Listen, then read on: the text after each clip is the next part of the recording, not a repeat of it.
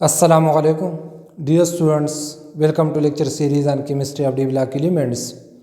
आज के लेक्चर में हम ambidentate ligand and linkage isomerism discuss करने जा रहे हैं। तो चलो स्टार्ट कर लेते हैं। प्रीवियस लेक्चर में हमने डिस्कस किया था that complex sign consist of a central metal atom surrounded by a number of ligands are coordinating groups. फिर लिगेंड को हमने दो major classes monodentate ligands and polydentate ligand में क्लासिफाई किए थे। जो इम्बिडेंटेड लिगेंड होते हैं ये मोनोडेंटेड लिगेंड का एक स्पेशल टाइप है हैविंग टू डोनर एटम्स। अगर इम्बिडेंटेड लिगेंड में टू डोनर एटम्स है तो टू डोनर एटम तो बाइडेंटेड लिगेंड में भी होते हैं। फिर बाइडेंटेड और इम्बिडेंटेड लिगेंड में क्या डिफरेंस है? तो जो बाइडेंटेड लिगेंड होते हैं ये अपने कम्प्लेक्सेस में अपने दोनों डोनर एटम के थ्रू सेंट्रल मेटल एटम के साथ लिंक होते हैं। ये दो साइड से सेंट्रल मेटल एटम के साथ लिंक होते हैं। दो electron pair central metal atom को डोनेट करके पर लिगेंड दो लिगेंड मेटल बॉन्ड बनाते हैं। लेकिन जो इम्बिडेंटेड लिगेंड होते हैं आल दो के इनमें दो डोनर एटम्स होते हैं, लेकिन ये हमेशा एक डोनर एटम के थ्रू सेंट्रल मेटल एटम के साथ लिंक होते हैं। ये एक्ट करते हैं एज मोनोडेंटेड लिगेंड। ये हमेशा एक ही लिगेंड मेटल बॉन्ड बनाते हैं, एक electron pair central metal atom को डोनेट करते हैं। लेकिन कुछ कॉम्प्लेक्सेस में ये अपना एक डोनर एटम यूज़ करके सेंट्रल मेटल एटम के साथ लिंक हो जाते हैं और कुछ कॉम्प्लेक्सेस में ये अपना दूसरा डोनर एटम यूज़ करके सेंट्रल मेटल एटम के साथ बॉन्डेड हो जाते हैं।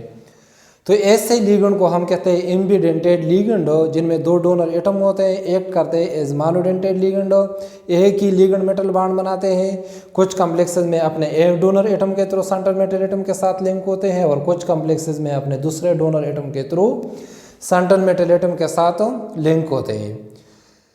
मोनोडेंटेड लिगेंड तो आप लोगों को पता है कि जो मोनोडेंटेड लिगेंड होते हैं इनमें एक ही डोनर एटम्स होता है और हमेशा उसी डोनर एटम के थ्रू सेंट्रल मेटल एटम के साथ बॉन्डेड होते हैं।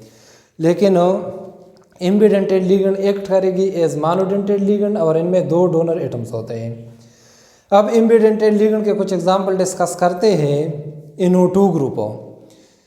NO2 ग्रुप हमारे पास एक इम्बिडेंटेड लिगेंड है। नाइट्रोजन और ऑक्सीजन दो इनके डोनर एटम्स है। कुछ कॉम्प्लेक्सेस में ये अपने डोनर एटम नाइट्रोजन के थ्रू सेंट्रल मेटल एटम के साथ लिंक होते हैं। कुछ कॉम्प्लेक्सेस में ये अपने डोनर एटम ऑक्सीजन के थ्रू सेंट्रल मेटल एटम के साथ बॉन्डेड होते हैं। जैसे कि आप लोग जानते हैं कि NO2 के दो पॉसिबल स्ट्रक्चर्स है। अगर नेगेटिव चार्ज नाइट्रोजन पर हो तो फिर हम इनको नाइट्रो ग्रुप कहते हैं। अगर नेगेटिव चार्ज ऑक्सीजन पर हो तो फिर हम इनको नाइट्री2 ग्रुप कहते हैं।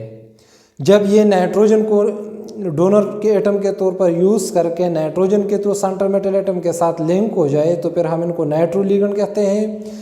और अगर ये ऑक्सीजन के थ्रू सेंट्रल मेटल एटम के साथ लिंक हो जाए तो फिर हम इनको नाइट्री2 लिगेंड कहते हैं। अगर ये नाइट्रोजन के थ्रू सेंट्रल मेटल एटम के साथ लिंक हो जाए तो फिर इनका मोड ऑफ अटैचमेंट हम कुछ इस तरह लिखते हैं। ये शो करता है कि ये लिगेंड नाइट्रोजन एटम के थ्रू नाइट्रोजन डोनर एटम के थ्रू सेंट्रल मेटल एटम के साथ लिंक है। और अगर ऑक्सीजन के थ्रू सेंट्रल मेटल एटम के साथ लिंक हो जाए तो इनका लिंकेज फिर हम इस तरह लिखते हैं कि ये इसी तरह सेंट्रल मेटल एटम के साथ लिंक है थ्रू ऑक्सीजन डोनर एटम हो। ऐसे कॉम्प्लेक्सेस को हम नाइट्री2 कॉम्प्लेक्सेस कहते हैं। और अगर नाइट्रोजन के थ्रू लिंक हो तो फिर हम इनको नाइट्रो कॉम्प्लेक्सेस कहते हैं।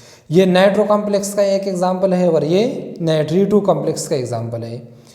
Nitro complex pentaammine nitro cobalt chloride और ये हमारे पास है पेंटाअमीन।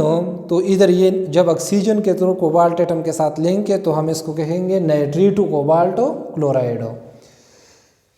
देखिए ये दोनों पार्ट्स तो इनमें सेम है। इधर भी NO2 ग्रुप है, इधर भी NO2 ग्रुप है। डिफरेंस कितना है? डिफरेंस सिर्फ इतना है कि इधर NO2 group central metal atom cobalt के साथ थ्रू नाइट्रोजन एटम बॉन्डेड है और इधर NO2 group central metal atom cobalt के साथ थ्रू ऑक्सीजन एटम लिंक है। तो क्या ये सेम कंपाउंड है जब दोनों में NO2 ग्रुप है? नहीं, ये दो डिफरेंट कंपाउंड होते हैं। इनके कैरेक्टरिस्टिक डिफरेंट होते हैं, इनका कलर डिफरेंट है। ये येलो ब्राउन होता है, ये रेड होता है। IR स्पेक्ट्रोस्कोपी से भी कंफर्म कर सकते हैं कि ये दो डिफरेंट कंपाउंड है। तो इनको हम कहते हैं लिंकेज आइसोमर। ये कंपाउंड इसका लिंकेज आइसोमर है और ये कॉम्प्लेक्स इसका लिंकेज आइसोमर है।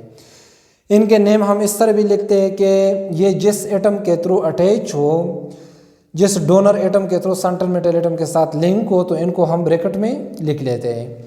इसको हम लिख लेंगे पेंटा अमीन नाइट्रो, नाइट्रोजन साथ ब्रैकेट में लिख लेते हैं कोबाल्ट क्लोराइड। नाइट्रोजन शो करते हैं कि ये NO2 ग्रुप और सेंट्रल मेटल एटम कोबाल्ट के साथ थ्रू नाइट्रोजन डोनर एटम के साथ के थ्रू लिंक है। और इधर हमने ऑक्सीजन इनके नेम में लिख लिया, जो ये शो करता है कि ये NO2 group central metal atom cobalt के साथ थ्रू ऑक्सीजन एटम बॉन्डेड है।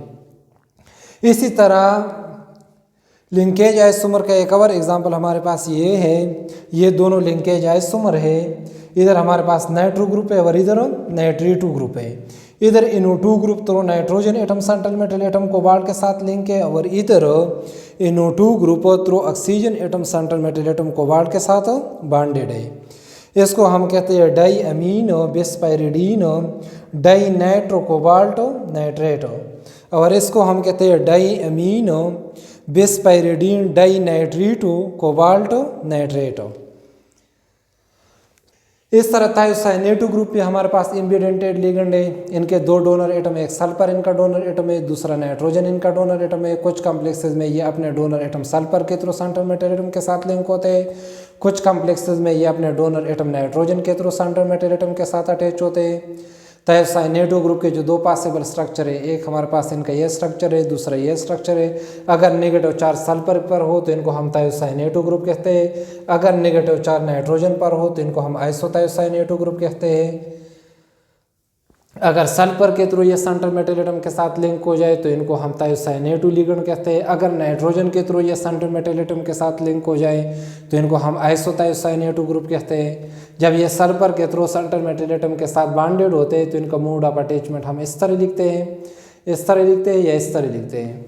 और इन कॉम्प्लेक्सेस को हम थायोसाइनेटो कॉम्प्लेक्सेस कहते हैं। और अगर ये नाइट्रोजन के थ्रू सेंट्रल मेटल एटम के साथ बॉन्डेड हो तो फिर इनका मोड ऑफ अटैचमेंट हम इस तरह शो करते हैं और इनको कहते हैं आइसोथायोसाइनेटो कॉम्प्लेक्सेस। तो थायोसाइनेटो कॉम्प्लेक्सेस का ये एग्जांपल है डाई पायरिडाइल डाई थायोसाइनेटो पैलेडियम। और आइसोथायोसाइनेटो का एग्जांपल है डाई पायरिडाइल डाई आइसोथायोसाइनेटो पैलेडियम। तो ये दो हमारे पास लिंकेज आइसोमर होते हैं, ये इनका लिंकेज आइसोमर है और ये कॉम्प्लेक्स इसका लिंकेज आइसोमर है। ये दोनों डिफरेंट कॉम्प्लेक्स होते हैं, इनका कलर ऑरेंज येलो होता है और इनका लाइट येलो होता है। IR स्पेक्ट्रोस्कोपी से भी ये कंफर्म हो जाता है कि ये दोनों डिफरेंट कॉम्प्लेक्सेज है। And this phenomena is called linkage isomerism. इसी तरह हमारे पास साइनाइड आयन हमारे पास इम्बिडेंटेड या इम्बिडेंट लिगेंड है। इनके दो डोनर एटम है, कार्बन इनका डोनर एटम है, दूसरा नाइट्रोजन इनका डोनर एटम है। कुछ कॉम्प्लेक्सेस में ये अपने डोनर एटम कार्बन के थ्रू सेंट्रल मेटल एटम के साथ लिंक होते हैं। कुछ कॉम्प्लेक्सेस में ये अपने डोनर एटम नाइट्रोजन के थ्रू सेंट्रल मेटल एटम के साथ अटैच होते हैं। अगर ये अपने डोनर एटम कार्बन के थ्रू सेंट्रल मेटल एटम के साथ लिंक हो तो फिर हम इनको सियानो लिगेंड कहते हैं। और अगर ये अपने डोनर एटम नाइट्रोजन के थ्रू सेंट्रल मेटल एटम के साथ लिंक हो तो इनको हम आइसोसियानो लिगेंड कहते हैं। ये इनके जब ये कार्बन के थ्रू लिंक हो तो इनका मोड ऑफ अटैचमेंट हम कुछ इस तरह लिखते हैं, और अगर नाइट्रोजन के थ्रू लिंक हो तो फिर इनका मोड ऑफ अटैचमेंट हम इस तरह लिखते हैं। इनको हम कहते हैं सियानो कॉम्प्लेक्सेस और इनको कहते हैं आइसोसियानो कॉम्प्लेक्सेस। इसी तरह थायोसल्फेट आयन भी हमारे पास इम्बिडेंटेड लिगेंड है। इनके दो डोनर एटम एक सल्फर है। कुछ कॉम्प्लेक्सेस में ये सल्फर के थ्रू सेंट्रल मेटल एटम के साथ लिंक होते हैं और कुछ कॉम्प्लेक्सेस में ये अपने दूसरे डोनर एटम ऑक्सीजन के थ्रू सेंट्रल मेटल एटम के साथ बॉन्डेड होते हैं। तो ये इम्बिडेंटेड लिगेंड के कुछ कॉमन एग्जांपल्स हैं। आज के लिए मेरे ख्याल में इतना काफ़ी है। कल से इंशाल्लाह कुछ मज़ीद इंपॉर्टेंट टॉपिक पर डिस्कशन होगा। आज के लिए इतना याद रखें। अल्लाह हाफिज़।